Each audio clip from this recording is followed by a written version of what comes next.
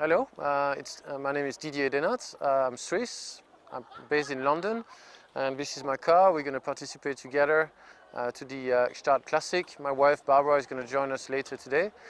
She's going to be navigating for me. The car is a 911 from 1965. It's a 2-liter engine, originally with 130 horsepower. There's been 800 cars of those. This one is a pretty original car. It was imported to the US, kept there for a number of years, in storage in fact for something like 17 years. And I purchased it 18 months ago. We brought it back to Europe, and then the intention was obviously to use it for classic rallies. In the meantime, the car's been prepared to what we call Monte Carlo specs, because obviously one of those 911s was competed at the Monte Carlo rally in 1965 and came 5th, which was an exceptional result. So we have the same color. That's the original color of the car as well, by the way. What we did is obviously a small engine preparation, so it pulls about 180 horsepower, something like that. We've got shorter gearing because it's important, especially in the mountains here.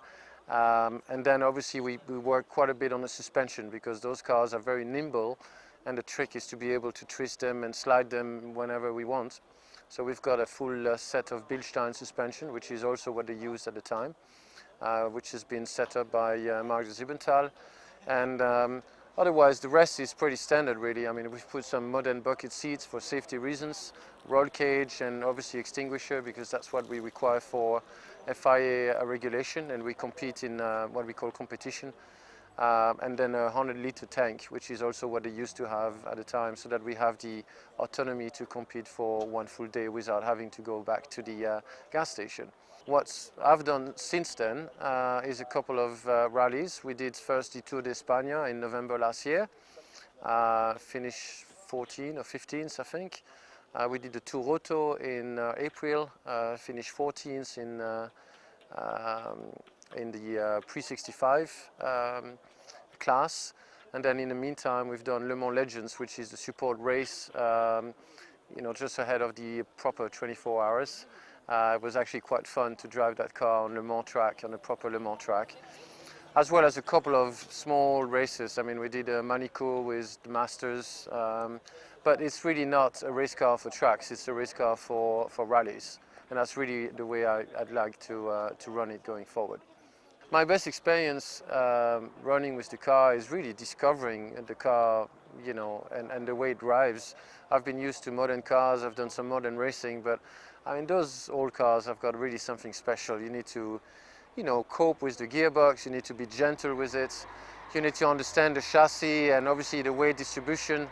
Clearly in a Porsche especially, it's very important to get the right speed into the corners, and then you can press on it and the car slides, but it's very, very predictable. It's just a fantastic car to drive, and it's fantastic on special stages, especially when it's pretty twisty, because you can flick the car, you can put it on the side, and then as long as you press on it, it's absolutely fine. It's actually much better, in my view, than some of the later Porsches, because they're just so nimble on those small roads.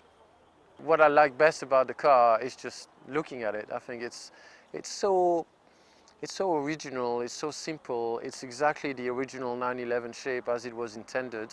And I take a lot of pride of having a car that is so original and at the same time is actually pretty fast versus other cars. I mean, just to give you a sense, for Le Mans Legends, what we did, because that's what they used to do at the time, we drove all the way from London with the car on the roads, did the race, obviously the practice and the race, which is a 1-hour race at Le Mans. Obviously it's quite tough on the car, and drove the car back, and it never missed a beat.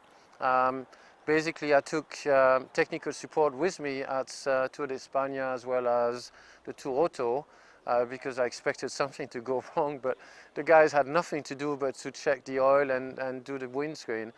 And frankly, this time I'm not even taking any technical assistance, because it's not required. As long as you pay attention to the car, you prep it well before and after the event, the car is going to be absolutely fine. And that's the beauty of it. It's really so dependable.